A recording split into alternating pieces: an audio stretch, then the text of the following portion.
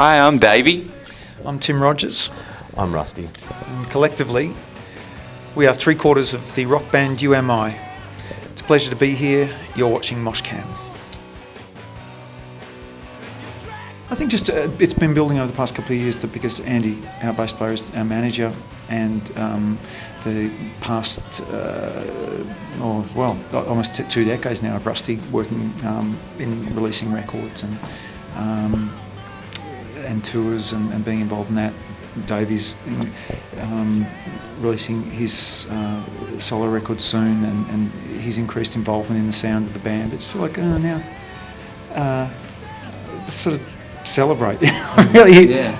Because at the time those records were out, we were touring overseas all the time, or back making records, and we didn't really have the chance to be that indulgent. And now we're going to be very indulgent and enjoy it. It's a funny thing where you kind of think, well, you don't want to, it's part of you is going, well, I mean, it'd be terrible if it was, if you came up with this idea and said, we're going to play these records and nobody wanted to come. So there's kind of a bit of trepidation towards it because you don't want to look, I don't know, there's, people can perceive it in different ways, and, people can always look at it from a cup half full kind of perspective of like, oh, gee, you have to do that now kind of thing.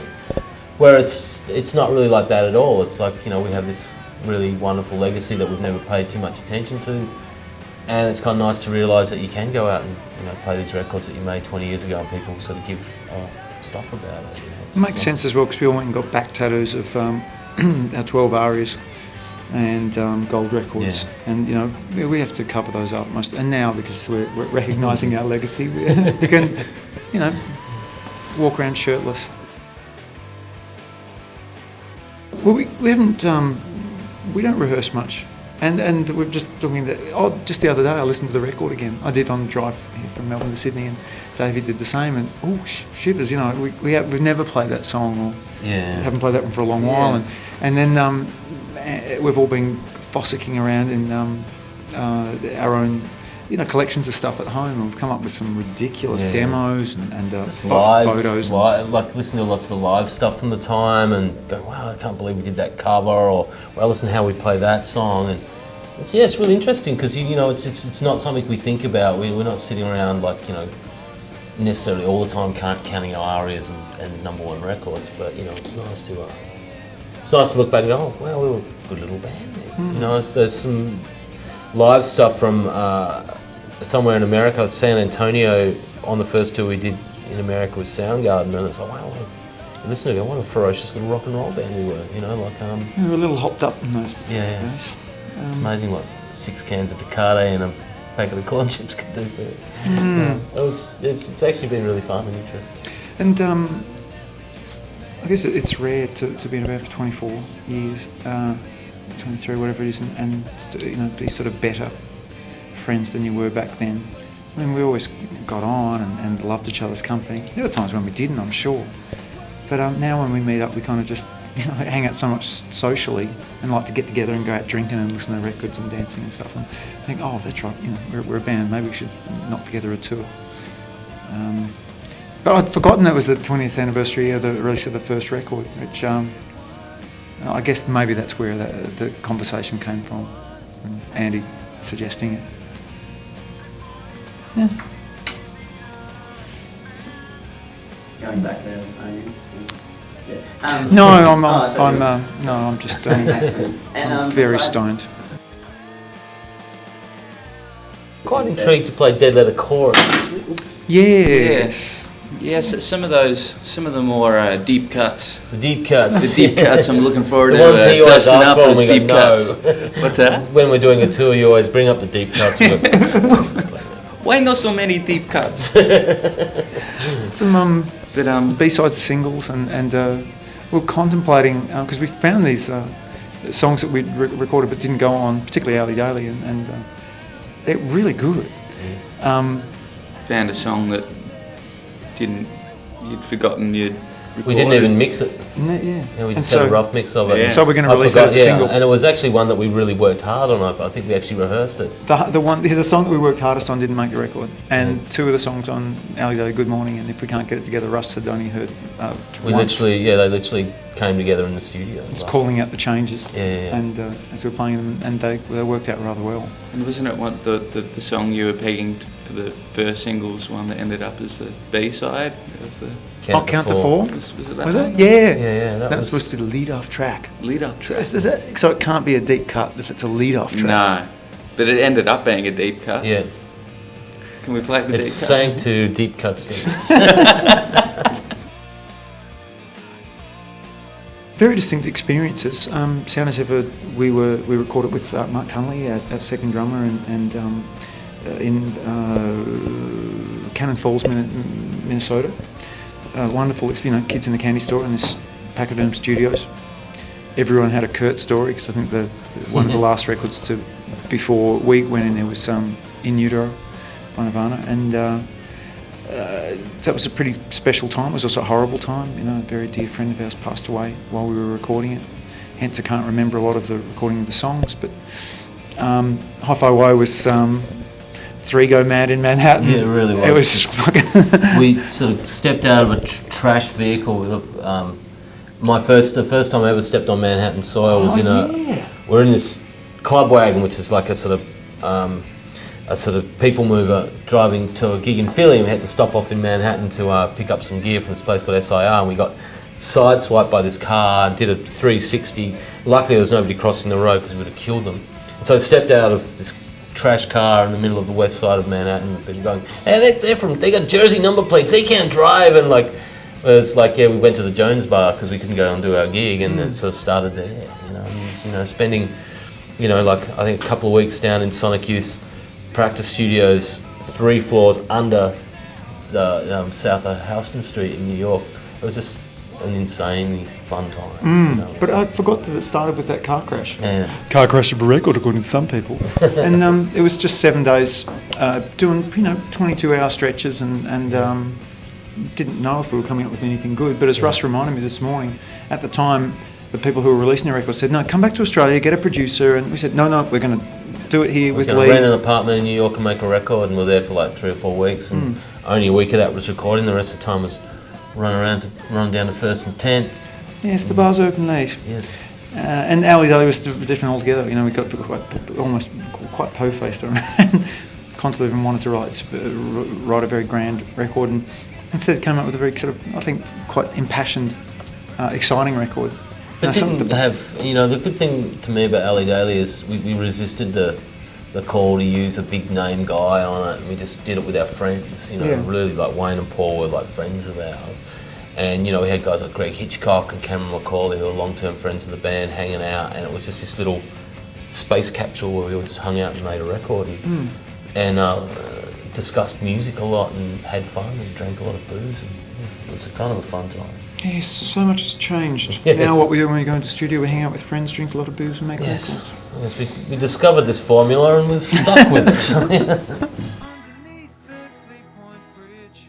I bought the Modern Age EP on Oxford Street somewhere and was listening to it, and I said to the rest of the guys, hey, this band The Strokes, they sound good, and maybe we should bring out them. And as it worked out, Ryan, their manager, had seen you and I a bunch of times, and shit, yeah, okay. And in the preceding 4 weeks, they became the hottest band in the country. So when they were doing that tour, they were goofy, really good fun, and they were really enjoying themselves. Yeah. And then when we went back to the States the next year to tour with them, and it wasn't much fun anymore. They were still great, really good company, and so much fun, but it wasn't as much goofy fun anymore because they were huge, And we got the chance to be the brats because we were like, hey, we don't care. We're just, you can buy pizza here. Yeah, wow, that pizza and beer, that's a great combination. We supported them the first gig in Philadelphia, and they were always really, really good and great fun to see live. But yeah, just remember we just all barreled in the car afterwards, all a little bit high, and drove back to New York, and all the pubs were open again. It still exists, and I just had this big night in New York, and the next day was horrible. And then the next night after that, we went and played a little club in Cleveland with cracking hangovers and ended up having the best night ever. Yeah.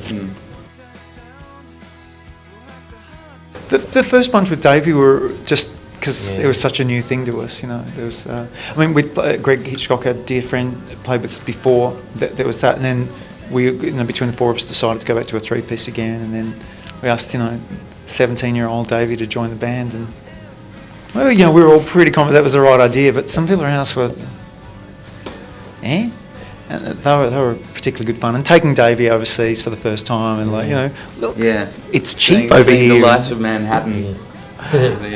Going to the black areas of LA to see rock music. And being denied the entry into the clubs because you were too young. Sneaking your beers at the that club where we saw the Loons. That's right, yeah. And I remember you guys going out to did you go to the Viper Room or something? Yeah, to see Upper Crust.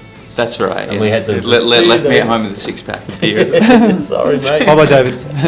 Clean up after you. The really memorable ones are the smaller ones. Because when we played the 100 Club, shit, yeah. And just sitting there and going, I've seen so many pictures of people playing on this stage, and now I'm playing on this stage, and to someone, might go, wow, you played Madison Square Garden or something, but to us it was like, wow, we played the 100 Club, we played the original 930 Club in Washington DC, played CBGB's, Whiskey A Go-Go. I mean, it's those sort of like, for rock nerds, it's those kind of moments that are really special. Yeah. They're like magical places, and kind of churches in some way. A little infamous one would be one of our CBGB shows. We heard that we were up for this big tour with REM, and they wanted to come and watch us play, and then we'd get, they were up for the tour. It'd be this massive tour of the world. There was some jazz rock band playing before us, and they just were playing way over time, and so we of course went to the Jones Bar and started drinking whiskey and tequila and beer, and our gig got pushed back to I remember it as being 2 a.m. It was something. So by the time we got on, it just completely pie-faced, and REM turned up in this limo, and because they watched it, and we just fucked it up. I think the opening line was "Hello, Americans," and then it all just went. And Scott McCaughey from the Young Fresh Fellows liked it. That's right, yeah. Hey, you're the Mr. Milk guy. And we didn't get the tour. Yeah, one of them was pashing a girl 3 rows back. I'm like, Alex Flynn, it's on the REM. He's not paying much attention to Probably us. wasn't Michael Stipe. No, he wasn't. Still being friends. Yeah. Better friends. Because he's not here, I can talk about him. But Andy, who's our manager and bass player for the band, when we first joined the band, I think for the first 15 years, I just was never quite sure that he liked me. I loved his playing. I'd had really good times with him, but this guy just doesn't like me, and I really like him. And in the interview, he said, if we weren't in the band, we probably wouldn't hang out together. And I got really hurt by it. And I think it's all just completely flipped on its head, and he's my, such a close friend of mine now. I consider that a massive achievement, because he was wrong. What changed? Well, obviously, I just got better. Or he matured. It's a combination of both. I think As an outsider watching this relationship blossom over time. It's like Gloria Gertrude Stein and Alice B. Toklas. But I think Exactly what I was going to say. as Russ said, playing the 100 Club or playing CB's before it turned into a gallery, and venues that we'd only dreamed of, and meeting people. Playing with the Stones. The big part about that was that we were with our partners, and that we really just celebrated the hell out of it. Yeah. Rather than wasn't, oh, did you meet him? Meeting him was awesome. It was really good fun. But watching him was better. Yeah. Standing side of stage and watching Keith come over and do a guitar sort of flick like that at us and like a bit of a wink. It's like, wow, we're fucking lucky you bastards. This ain't too bad. And then playing with the Kaisers, who we love, in Glasgow. Glasgow? Yeah. Touring Europe with Rocket from the Crypt and walking through Montmartre, looking for this restaurant that we had to wake the owner up to get in. Yeah. I think Speedo suggested that Rocket from the Crypt, who we just adored. We were touring with them through Europe, and all the Lemonheads tours that we did. Or any time with Evan, offering Class A drugs to Anita Pallenberg, Keith Richards' ex-wife, saying, "No, darling, I don't do that anymore." There's little ones and big ones. There's old war stories for sure. Receiving a pep talk before our gig from Roger Daltrey. Oh, that's all right, lads. Playing before the Oots, not an easy gig. Put your heads down, play. David, fucking hell, what the hell is happening? David turned to Rog and said, "You going to do Long Live Rock tonight, Rog?" "Long Live Rock? It's a fucking dirge, isn't it?" It's a fucking dirge, isn't it? Pete Townsend telling me like Small Faces stories, coming up and going, "My son's a big fan of your band," like that. Dave and I had been to the pub to have a couple of steadies because we knew we were going to meet Pete that night. And look, Russ has got his hand up like that, and Pete's like talking, and and we're just Dave and I come up, these little kids listening in this conversation. They're talking about the creation, all these bands that we just adore. It was pretty, I mean, things like that are kind of you can't quantify really. It's just like goes beyond what you kind of expect to do in life, which is you feel incredibly lucky to have such a carefree existence and meet all your heroes and play places that are kind of like special to you. I mean, it's you can't really beat that in life. I think. Yeah, being rich and really loaded would be unreal. Well, we started working on it, and Rusty was writing some songs, and Davey sent me 5 or 6 barnstormers. We're just writing more together. I'm writing less, and the other guys are writing more, and just all the songs were just very high energy, and there wasn't a lot of art to it. It was just a lot of heart, isn't it? That's very good. But then this pesky tour came up, which will be no fun at all, and the release of our own beer, Brew Am I, through the Young Henry's Brewery. That'll be out in about 3 weeks. We're going to defeat the coconut water industry. So yeah, the new record will be ready to go when we come back from our holiday in Cancun. Well, the Young Henry Brewery in Newtown here in Sydney just approached us about doing it, and we wanted to get influences on the taste from our 4 hometowns, Kalgoorlie, Fremantle, Baronia and Wellington. And we've managed to do that. It's kind of like the beer equivalent of Homer Simpson's car. That's awesome. And we're just down the phone. Like, tell these idiots to shut up.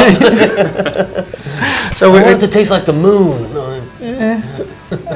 So it'll be available at shows on the tour, and then hopefully for many hours afterwards. I hope it's good. Yeah, I'll be in the lobby at the Enmore Theatre going, "Drink up, everybody! It's right here. Get your beer here." Also good for the wash your hair.